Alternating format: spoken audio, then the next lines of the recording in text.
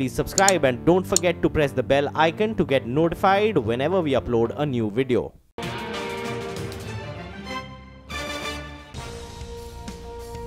Welcome back. It's been a good Friday for the market and the first day of new series. The Bank Nifty up 300, Nifty up 100, Sensex up 300, Midcap up 300. So phenomenal. A day of centuries and triple centuries. Ashwani and Mitessh will tell you what to buy or sell today for a reverse trade on Monday. Ashwani, you go first. On index, you are carrying your longs. And what would be the stock calls?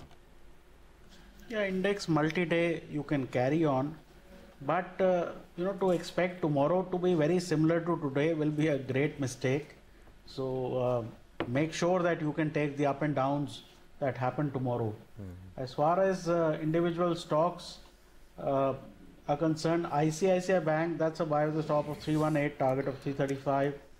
LIC Housing is a buy with a stop of 510, target of 530. And Century Textile is a buy with a stop of 1180, target 1230. Okay, all right. Lots of buy calls making it back on the list, looking at the market. Mitessh, what are your ideas? Yeah, so I think a couple of more names. I think Tata LIC from the IT side, I think, that's turning a corner on the hourly chart. So buy with a stop at 1002, look for targets close to about 1055. And Engineers India, that's a buy with a stop below 167. And I would look for targets close to about 176, 177 on the upside. Okay, all right, gentlemen. Well, let's just go back and revisit the exclusive story that we were speaking about on Fortis. This is, of course, information that we're picking up from sources. As promoters lose control of the company and their shareholding comes down as lenders invoke all the pledged shares of Fortis, sources are now telling us that there is more competition in the race to acquire the company, and it seems that there's one more bidder in the fray. Nisha Podar has those exclusive details. Nisha. Thanks for that, Surbhi. Of course, we broke this story earlier in the day, and after that, the market is now much more convinced about this big play and the race which is hotting up to acquire Fortis Healthcare. And that's the reason why the stock is seeing a relief rally of sorts today and has really zoomed up. IHH, with its deep pockets, a global giant, has re-entered the race to buy out Fortis Healthcare. Now, remember that this is going to be extremely important at this point because already Fortis is in advanced discussions with Manipal, which is backed by TPG. So both the sides have deep pockets, and in the meantime, what has really developed in Fortis is that the promoter holding has been reduced to 3%. Now it's the lenders, Yes Bank as well as Axis Bank, who have really revoked their pledged shares, pledged shares, and therefore they will have a say in the sale process for Fortis Healthcare. So therefore, IHH could really come in and up the game. Whoever pays more gets Fortis Healthcare, and the shareholders of the company would really benefit in the midst of it. And that's why that particular stock is looking euphoric today. Okay, Nisha, thanks a lot for that. Of course, as you pointed out in the morning as well, out of F&O ban, start of new series, and whether the new player comes in or not, the stock should have rallied today because the old promoters getting out, as Stilson was also saying. Yeah. That really is a story. Old promoters getting out, and new promoter, of course, would be it's going to be a good story. But the problem with Fortis is you don't know what you're getting into. Exactly. So I'm glad you mentioned that. It looks good. Yeah, it looks good today. It looks good today. Yeah. 2 or 3 days later, if the stock is down, we could all be again discussing, whether something is wrong there. Oh, absolutely. Take the point completely that based on just the fundamentals, the asset value, obviously it's it's there. Yeah. I mean, if that was not the case, perhaps Fortis could have been trading at 500, 600 based on purely on the asset value. Yeah. But in a company like Fortis, we don't know about the books right exactly. now. You don't know about what else is there. If there's something more, some more skeletons would come out of the closet. That is something that you don't know, and that is why it will be. It is not going to be a one-way rally in Fortis. That you should be clearly aware of.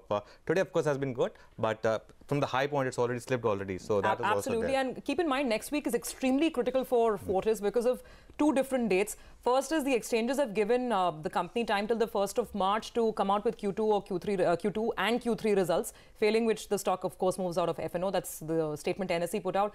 And SEBI has given time till 26th of February to disclose all the material information about those transactions at 450 odd crores that was routed via a subsidiary to a promoter entity. strategy. So why, how, when, where, all those questions will have to be answered. And we'll get some questions, some comments from the auditors as well, who've not signed, of course, the book of accounts. So Fortis obviously in the limelight. Right now, let's move to some market opinion. We caught up with Sandeepa Arora, President, IIFL Institutional Equities, on the sidelines of the IIFL Investor Conference to get her sense on the market and what different investors are saying. Clients are by and large well inclined towards India, notwithstanding valuations. So I think from a macro perspective, things are a lot more challenging given where bond yields are globally. But if you look at the micro India, which has been improving incrementally, that actually is a positive. Having said that, as I mentioned, valuations are pricing in the recovery. So if you look at 2014 to 17, the macro was in favor, but the micro was not in favor. It's actually the opposite right now. So we've seen earnings sort of stabilizing. The downgrade cycle has, at least for now, come to an end. So while I cannot call for an upgrade cycle, at least we are seeing that stability come in. But the macro is incrementally a lot more challenging. So we are at an interesting point where the short term is looking slightly more negative, whereas I think long term, by and large, people are comfortable with. We've seen some aggressive selling by foreign investors. Will that be adequately met by local flows, or do you think local flows will dither now, what with LTCG and some significant losses they may have seen in their own mid-cap portfolios? This year, from a mid-cap perspective, environment is more challenging. Also, valuations are not exactly in favor of a further up move. I mean, we've seen a very sharp move in 2017. So my sense is the mid-caps will consolidate. As far as flows are concerned, you may actually, even the domestic flows are the ones that were driving the market for the most part of 2017 as opposed to the FI flows. So I think that, if the market environment remains volatile or even slightly more negative this year, you might actually see flows also slowing down to that extent. It's hard to call what flows would do, but from a shorter term perspective, I think that flows could be a challenge. Hard to say though, but from what we can see from here, I think flows could slow down a little bit. It's possible. You mentioned that the earnings downgrade cycle has now come to an end, although it's still too early to call for upgrades. But in terms of sectors, where do you think the worst is over now and we could be headed for some further improvement? So one clear outlier that we are seeing is the tech sector. More mid caps than large caps. I think the earnings momentum is starting to pick up over there. The environment, even on the macro, is incrementally positive. The smaller companies are more nimble-footed, able to do changes quicker than the larger ones. They are able to take advantage of the newer areas of technology. So my sense is that tech would be an outlier this year, especially in the backdrop. If you see rupee depreciating further, that also is a tailwind for tech. But I think from a fundamental perspective, tech actually would be a clear outlier for the year. Financials, on the other hand, given where valuations are, the sense that we are getting from our conference is that there will be increased provisions for the next couple of quarters. So I think recovery from earnings standpoint is more back-ended, even for FY19. I see some challenges in that sector. So from I would not actually call for an all-out sectoral approach, but I think the approach towards investing in this year would be defensive, move back to safety. Large caps selectively will outperform the mid caps. That's the sense that we're getting. You said that large caps will outperform this year, and we've already seen start of that. But the problem here is that this market has been driven by a lot of retail money, which is mostly in mid caps. So in that sense, is there going to be an issue this year in terms of domestic fund flows as well? Because portfolios may start to underperform, and last year we saw a big run in portfolios. Right. So mid caps, clearly there's a risk in the sense that they would either time correct or they've already corrected. If you look at mid caps from their highs, they have already corrected. So in a shorter term, I think there is some sense of slowing down, which is possible, as I said, but I wouldn't be too worried, because while we have a cautious stance on the short term, I think from a long term, I don't think there's any doubt where India is headed. The trajectory is upwards. So the approach to investing will as always, be bottom-up stock picking. So stocks, that have very strong fundamentals, have visibility on long-term earnings, should continue to, over a period of time, do very well. So I'm not worried from a long-term perspective. It's just the short-term, maybe 6 months to a year that we are talking about. And I think that, the investors have seen a good run over the last few years. So I'm not that worried.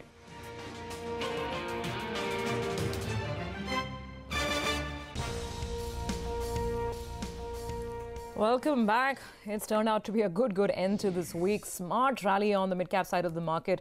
340 points up on the mid-cap index. And let's not forget the large caps because they're participating right from the front. Sun Pharma is now pushing a 6% up move. That's the extent of the price action on the stock. There you go. I mean, some jitters when the clarity came that yes, the inspection's over. There's a 483. Let's take that question to Neeraj Diwan, Director of Quantum Securities. Good afternoon, Neeraj. Good to have you on the show. What's the call on Sun? We don't know the nature of observations, but the market's interpretation seems to be that it's not that bad. Yeah, good afternoon.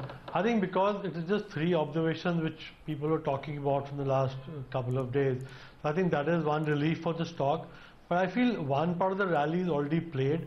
And now I think for the next part of the rally, one needs to understand what are these 3 observations and how much time will it take to resolve these observations. So I think if someone has invested, he's made a decent up move in this trading move. But for the next move, one should wait and see and get more clarity because once those observations are cleared, then Halol can really contribute a lot to Sun Pharma. But that will happen gradually. So I think one should now wait for the next leg, or if you're already holding, you may hold. But it's not a good idea to buy now when already some move has happened and you have still not have clarity about the 3 observations. Okay, big moves in market right now. We were just discussing JP Associates with Mr. Tulsi, and that stock is now up nearly 20%. So just see the intraday chart of JP Associates right now. 20% is what we have on JP Associates. I don't know if this it's actually hit that temporary freeze of 20% and stayed there. But big move right now on that stock. Mindtree, just see the intraday chart of Mindtree once again. 9% higher is what we have on Mindtree right now. Ashwani, your thoughts on Mindtree? And there's been IT rally, of course, but this one is completely different even in that. And today IT stocks corrected, Mindtree didn't. See, now tough to say why it's behaving differently, but overall the sentiment is good, and this is in a markup zone. One day one stock will do well, another day another one will do well. Now it's crossing its, I think, all-time high here, and that is opening up levels of 1150, 1200 on Mindtree. So this is mid-cap IT is a play which is continuing. My follow-up on that, Ashwani, which is the best play here? Is it Mindtree? I mean, First Source has had a great week, 10% up, Persistent, Hexaware, all of these stocks showing momentum. So what's the best play? In this phase of IT bull market, everything will do well. But if you have to choose, yes, Mindtree is one, NIT Tech is another, FSL is also doing well. Similarly, large caps, given their market cap, TCS is doing well. So this is a sector which is just coming out of doldrums. Right now, you will see these sort of moves. Okay. Neeraj, good afternoon. Of course, there's a big IT rally which is underway, and that is playing out in a couple of these mid-caps for now. What would be your top picks here? Yeah, good afternoon, Anuj. I'm also of the view that the mid-cap IT should give a better return. Though IT as a space this year can do well, earnings upgrades will happen, earnings will improve. And we saw last quarter also the mid-cap IT results were really good. So whether it was Mindtree, whether it was NIT Technologies, Persistent, these second-tier stocks, the one which can give you better return. So I would stay with Mindtree as a top pick there, followed by Persistent, and then NIT Technologies. Okay, what a move. Even on a TCS or a Tech Mahindra, TCS was sulking in the morning, but now it's breaking out into positive territory. Phenomenal run on a lot of these stocks today. Neeraj, a call on Tata Steel. Stock in news, a lot of debate about whether they've paid right or not for Bhushan. See, there was initially a knee-jerk reaction when there are a lot of thought about it that they are paying high for this asset. But I think once that asset is part of Tata Steel, the consolidation will happen and it will really give a scale to Tata Steel. And the kind of upturn which is there in steel business, I think they'll be able to generate a good incremental revenue from there going ahead. So I think steel assets I'm positive on, and I think after this kind of correction we saw in Tata Steel, I think now if going ahead Tata Steel also should do well, and this will actually incrementally be good if you see 1.5, 2 years down the line. Okay, well, look at the ferocity of the rally now. The mid-cap side of the market, Anuj, as you've been pointing out, JP is now 20% plus. I mean, there's so many stocks. Delta Corp, 5.5% higher, JN Irrigation. A lot of these names moving, several of them in the F&O market. What's the... I mean, a lot of people will be tempted to ask, is the correction over? Is the consolidation over? Are we back to our winning ways? Yeah, and that JP move obviously led to that big move in GMR Infra as well. Just see the intraday chart of GMR Infra, Jindal Steel and Power. This will happen, after a washout series. You normally would see that. Once again, I repeat that next week would be the, sort of real test of the market's trend. Because, anecdotally, first day after a washout series, you have a good day. And, stocks do rally because, too many people carry forward their short positions. Nobody wants to buy right now, and that's why a simple small move leads to a bigger move. Take a look at even at the bigger stocks like TVS Motor, EIL, NBCC. We're discussing just some of these names. All it required was just buying a few thousand shares, and you saw that big move in some of these stocks. This is not to say that the worst is over for the market, but because the market is taking support from the recent lows and from the 200-day moving average on the bank Nifty, it boils down to risk reward. This morning, for those who took longs, the risk reward was simple. The low, if it's hit, they're out. And if it's not hit, in that case, you can make a decent move. And that's what's happened today. 100 points higher you bought, you got 200 points. But let's see, Surabhi. On Monday, of course, we'll find out whether this rally can continue. For today, of course, big day, and a lot of stocks were gaining ground today. Really, the stock of the day has to be in the index stock, Sun Pharma, up 6%. Of course, news-driven, but is closing at the high point. Tata Steel was up 6% as well. UPL, Tech Mahindra, Vedanta, Aurobindo. It was broad-based buying. Metals did well, banks did well. Even IT made a comeback in last hour of trade. So, as Surabhi pointed out, TCS actually ended in the green. HDFC Bank, SBI, Axis. So, all of these stocks were higher. Not too many on the way down. Perhaps only Asian Paints and Gale, but no, today was not the day to talk about losers. Oh, absolutely. I completely take that point. I don't know where to start in the mid-cap market. Okay, let's start with some of the newsmakers. So JP is going home with a gain of 21%. That's JP Associates. Let's pull up JP Infra. JP Infra, JP Power, actually all the group stocks had, that momentum surrounding them. There you see a 5% circuit on JP Infra. Move on, Fortis Healthcare, 9% up. It's actually cooled off quite a bit. At one point, the stock was, tracking double-digit gains. Now about 9% higher as we're closing out. And then the list is so long. Radico Khaitan, 7% on the upside. Federal Bank, 5-6%. EIL, 5%. Spark, along with Sun Pharma, of course, its parent, about 5% on the higher side. We are seeing plenty of buying in a couple of these chemical companies, chemical names as well, whether it's Bhansali or whether it's Phenotex, a couple of these names on the higher side. Himadri Chemicals, 5% up. Then you had the likes of M&M Financial, DHFL, good moves, 4 to 5% on some of these key NBFC stocks as well. IDBI Bank, no stopping this one, 4% on the upside. Countin and RBL Bank when you're talking financials. PFC managed about a 3% up move for itself. Actually, in the financials, if there's one stock that stood out on the downside, it is IIFL, which saw plenty of pressure today, about 4% down. But otherwise, it was really a day that belonged to the winners. Some more names, Coromandel can be added. Of course, mid-cap IT, we've been discussing it ad nauseum. Look at Mindtree. There's a 10% up move on the stock. And if you're counting the gains for the week, then we're talking 15%.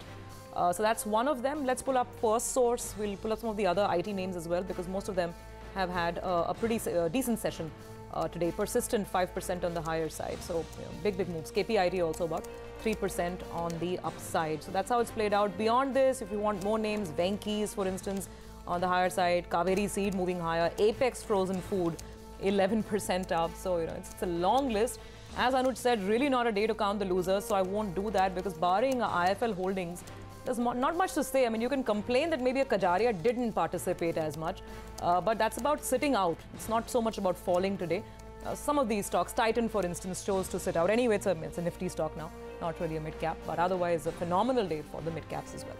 Oh yes, so Ashwani, tempted to ask you this question, is this the real deal or do you think, this is just a relief rally, no more, no less? See, the right thing to say is, why do you care? Make money. Today people should have made money. If you didn't make money today, you can't make money, go home. See, we'll find out. To know today whether this is going to 11,000 or stopping before that, I don't think that has any value. Now you have a risk management stop, which is today's low or maybe yesterday's low, and that should keep you safe. The first port of call is 10,600. If it's going to turn, chances are it will turn from there. That's the place where the declining 20-day moving average is also there. In case that starts to get crossed, then you have a bigger move on your hands. But then if you buy there, then your risk is 300 points lower at 10,300. So buying today is still worthwhile, even if it's turning or not turning, because the risk reward is favorable and you have a 100-point risk, and if we are going back to 11,900 points upside. But overall, this sort of sharp move happening on weak stocks generally tends to smack of short covering. Let's hope it's not. We'll find out. Okay, fair enough. Mitessh, so how are you celebrating this Friday? I'm tempted to ask. And of course, so what's the approach to things on Monday? Stick with longs? Yeah, I think very much. I think, I think this market gave you enough opportunities. It first made multiple lows on the bank Nifty around 24,800, 10,300, 320 on the Nifty. So it was telling you that I'm not willing to go below that. Today, I think we did get some kind of confirmation of reversal, and I think you would be surprised. I think we had only one sell call during the day, which was Asian Paints, which did end lower, but otherwise it's been clearly a buy call. The good thing is that the bank Nifty reversing and the IT was anyways taking leadership, and we talked about the spark yesterday. I think that we are seeing follow up today. So I would agree. I think we are looking at a possible target of 10,625, 630 thereabouts, or possibly even 10,700, 730. Beyond that, right now I don't have evidence. I'm not sure about it, but at least we can participate in that drive. Okay. All right, gentlemen. Thank you very much for being with us. So we wish you a good weekend. And of course, we're going to see you with the markets again next week. On that note, we will take a very quick break. The weekend is here. So as usual, we are here to tell you how to make the most of it. We'll be back with Closing Bell Recommends on the other side.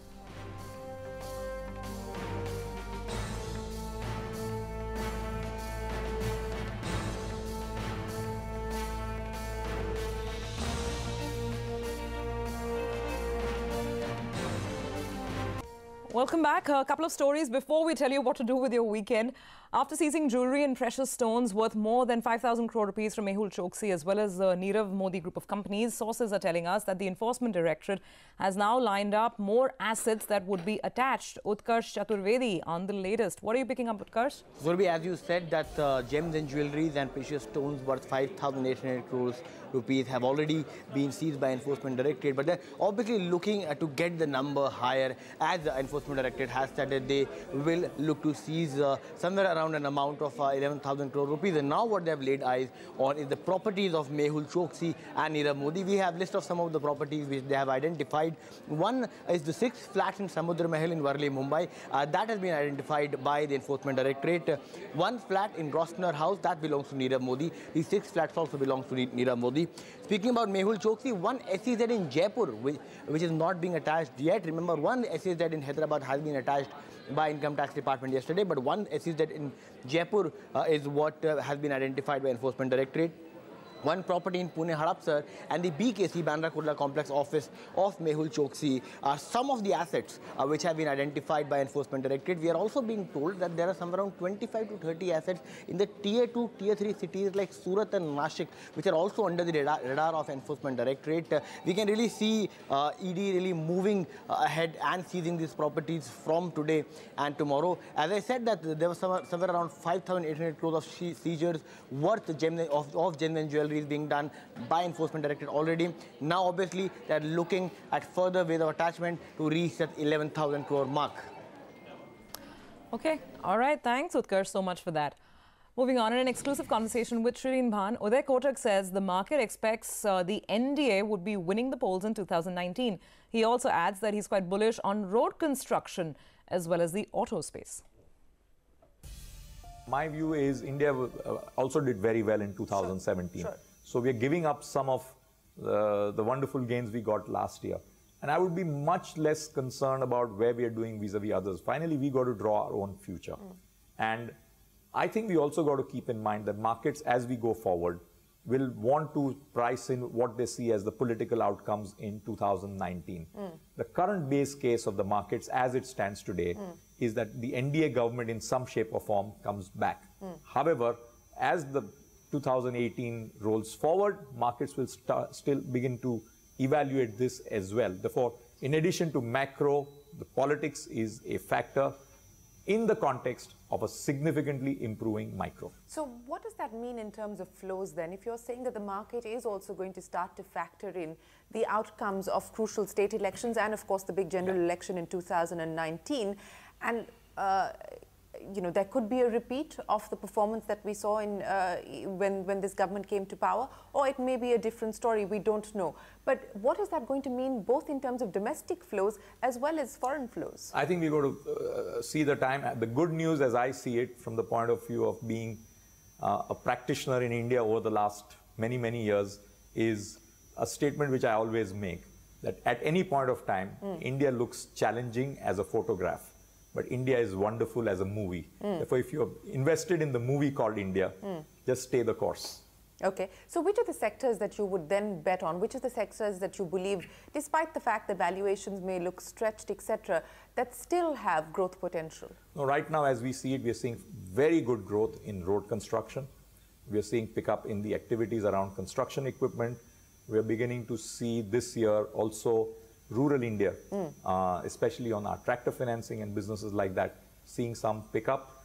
But how does that then correspond with the stories of rural distress and agrarian distress that we're picking up on? I think very often we mix rural and agriculture as one-to-one correlation. Rural economy is also getting broader. Therefore, there may be pockets where there may be challenges in agriculture. But the broader rural economy story this year is looking better. And then you got, I think, the auto sector in totality also looking pretty robust. I'm seeing companies begin to do brownfield investments as well. May not be enough greenfield. And then finally, if the declogging of the system happens through NCLT, I think that should be helpful. Yes, I think haircuts will be there. I think the first few results on the steel companies seem to be good, but that is not the average.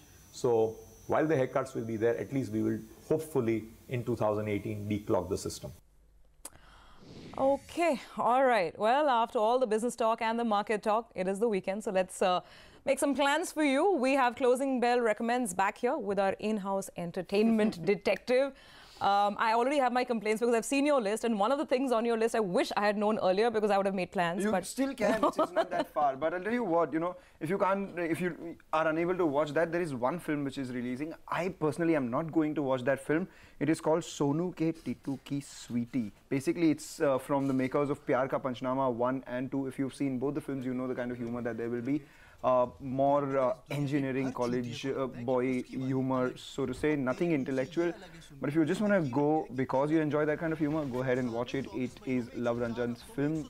Reviews suggest, the people who like it say that yeah, it is funny. A lot of the gags are really funny. Those who don't like it at all. But if that doesn't tickle your funny bone, you can of course watch this one, and this definitely will, because it's got comedies all stars. It's called Comedy All Stars.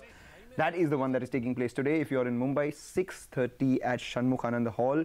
The lineup, it's got Tanmay Bhatt, Atul Khatri, Abish Mathew, Kaneez, I like Kaneez's jokes, Sapan Verma, Sonali Thakkar and Neville Shah. So it is really comedies all stars. All these guys will do 20-minute sets each, and they will be really funny. It's like a T20 match, you know, IPL, everyone comes, hits their sixes and goes away. But if you want to look for something more classy, something really cool, good jazz music, This Sunday at the Quarter in Opera House, there is Sundowner, 7:30 p.m. jazz music with Sanjay Divecha. If you've never watched Sanjay Divecha, you must go watch him. One of the best jazz guitarists that we have in our country right now.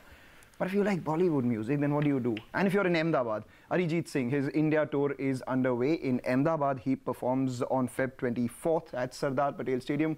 Catch the mellifluous voice of Arijit Singh. And if you want someone who's much more award-winning or who's won more awards than Arijit Singh, then there is a Grammy Award winners confluence taking place in Bengaluru. So here's the lineup. They've got Grammy winner Wouter Kellerman. He comes from South Africa.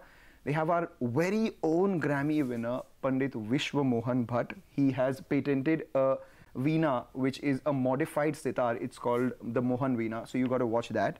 And there are a couple of Grammy nominees, Lonnie Park and Rocky Davuni as well. That's happening in Bengaluru. So this is Arijit Singh. The next one, which is Ricky Kej and the confluence of Grammy winners, that takes place in Bengaluru. If you do not want jazz, if you do not want Bollywood, if you do not want all these Grammy Award winners because you believe that they might not entertain you, be in Delhi. Go watch Sukhi Paji. There is the good old Delhi way. Sukhbir in New Delhi, and he is performing at one of those malls, Amber Mall, I think, in Delhi. Ansar Plaza. No. You're talking to a former Delhiite. Yeah. Tell me no, this is a veteran venue. It used to be one of the first malls that opened up in Delhi. Everybody from college would go and hang out there. They have a lovely amphitheater, great setting for performances. I mean, if you're in the mood, why not? If you're in it, then no party ends without a Sukhbir song. That is one. But as always we do, we'll give you a heads up on Closing Bell Recommends this time. There is a phenomenal ballet which is going to take place. It's called the Swan Lake Ballet, most beloved and quintessential classical ballet, from 13th March to 15th April. There is a huge amount of demand for this Russian ballet. So because it's taking place a month in advance, I'm telling you, don't tell me I didn't tell you. You can book it. Yeah, I saw this on Book My Show just yesterday. But I have a question for you. Are you on Snapchat or are you off Snapchat? Because that seems to be the latest social media controversy, right? I am on Snapchat, but I have been put off by their new user interface. You know, Kylie Jenner's tweet wiped off what, $1.7 billion of Snapchat's market cap because she just said that she does not like their new user interface. So everybody's going off. I don't understand how these things function. She's got 25 million followers. That's 2.5 crore people. That's more than the population of a lot of the smaller countries. So that's the kind of social clout that she had. And if you have used Snapchat, if you felt through the pain of the new user interface that they've had, I'm sorry, Mr. Ivan Spiegels, it is really very confusing. I agree with Kylie Jenner. Never did I think that I would agree with Kylie Jenner on something, but yes, the new user interface is quite confusing. I'm not too sure if it is so confusing that a company loses $1.7 billion in market cap overnight. But then that's the market, right? 6% off in yesterday's trading session. Well, millennials, you never know what they're going to do next. All right, thanks, Manglam, so much for that. On that note, we have to move on to a story that exemplifies the power of social media, the social media wields around us today. Popular image messaging mobile app, Snapchat's parent company. Okay, that's the story that we've already discussed. But in fact, I think we do have a separate conversation that my colleague Ronojoy Banerjee had with the KPMG CEO and the key takeaways as far as KPMG strategy in India is concerned. Take a look. I'm certainly in the latter camp, and you know, that's not to underestimate the impact of rolling out significant reforms. And you know, it does take effort, it does take time. So you do feel some disruption as you described. But I think, and certainly the clients that I talk to, they are very bullish on India and where it's at and where it's headed. So I'm certainly in the latter camp. So you actually preempted my question, because you're meeting so many global CEOs and you meet them on a regular basis. How do they see India? Are there certain sectors that you feel perhaps look more hot than the rest? I think that certainly what they see is opportunity. You think about certainly the scale. You think about education. You think about some of the reforms, ease of doing business, the reforms that are being undertaken. They've had a dramatic effect on people's interest in investing here. And you see FDI at an all-time high. That I think is really a byproduct of the positive business climate and the interest that that people have had in these reforms. People want to do business here, and historically, it's been challenging. The easier it gets, I think, the more interest that there'll be. Many feel that public trust in businesses in general around the world is going down. Have you weighed in on this? Do you have an opinion on this? Do you feel, I mean, is there any idea why is this happening, and how do businesses regain their trust back? Yeah, I feel very passionate about this issue. I think, you know, we come from a business. Our business, the cornerstone of our business is trust and integrity. The audit business itself, the trust that the capital markets and society in general have in auditors is, I think, is first and foremost. And from a business perspective for us, that has to be at the top of every agenda that we that we set. For years, there's been a decline, trust in business, and I think it's incumbent and important for business leaders of any business, certainly in our business, business leaders to stand up and articulate a desire and a need for us to rebuild and re-strengthen trust from our constituents, and not just our clients. When I talk about our constituents, I mean our clients, our regulators, the marketplace, broader society. Do you also fear that, you know, when one company is sort of found flouting the rules, the others also have to suffer? And I ask you that question, Bill, because in India, you know, there have been instances of accounting fraud where some of the big accounting companies have also been involved. In fact, one of your competitors is now in the news because of this. Does that also, in a sense, sully the very image of, you know, of big auditors, including KPMG? There's no doubt that when issues take place, it doesn't matter, you know, who's you know, involved in them. It impacts all of us. So, as a profession, business as a whole, we all have an important responsibility to build and restore trust the way I described. And when we fall short, we have to deal with it, learn, and do better the next time. All right, on that note, a quick break. On the other side, all the commodity market action of the day wrapped up with Manisha Gupta.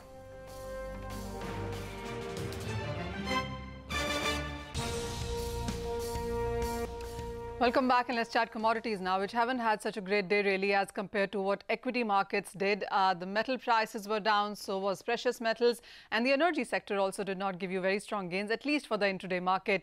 But T. Gnansekar, Director of Comtrends, now joins us to give us strategies on how the week could be ending and what is he looking at for the next week now. Gnansekar, hi, good to have you. You know, the latest JP Morgan report is reiterating what Goldman Sachs and others have been saying, that this perhaps could be the year of commodities, the 2018. How much would you agree with that, and what particularly would you want to pick up on that? Absolutely. I think, you know, I'm pretty much convinced because, you know, if you look at the way interest rates are starting to finally, you know, peak, we're nearing a cycle where basically, you know, a low interest rate scenario has ensured that, you know, global equities have rallied so far. But in a typical scenario where interest rates are continuing to rise, I think that is potentially might not happen. I'm not an expert in equities, but my one view is that in a rising interest rate scenario, I think the equity market rally could be subdued, and that is positive for commodities and specifically gold, because, you know, if equities don't do well, I think precious metals will tend to be, you know, its appeal would go up. So I'm quite positive on precious metals going forward, though it might have some near-term pressure based on you know, the interest rate hikes. And you know, the best thing is it is in the middle of March, the next FOMC, but I think the news is already kind of priced in, and the earlier that gets priced in, there's a very good chance that we'll see a good rally post that. So I'm sort of looking at the medium-term picture and quite bullish on both gold and silver. What is your sense also in the industrial metals? Because nickel, zinc, copper seem to be emerging as favorites for many of those international banks and brokerages. What are you picking up amongst all these three? I think selectively base metals, some of them could really do well, like nickel, rightly pointed out, and steel-related metals, because there's still some juice left. The story on EV is just started only last year as far as nickel is concerned, and we all know nickel has been in a downtrend for quite some time. So it has a lot of room on the upside. But you can't say that of other metals because, when you have this kind of an interest rate cycle going on, one, it's not good for business and industry, and two, it would typically tend to undermine the base metal appeal because, as dollar strengthens, then the ability to buy more comes down since most of these metals are priced in dollars. So I'm not too bullish on base metals, but yeah, selectively like nickel and possibly zinc, and to some extent copper. All right, we will keep an eye on all of those. Thank you so much, Gnanshekhar, for coming by and giving us your sense on all of those commodities. But with that, it's a wrap up on this edition of Closing Bell. Thank you for watching.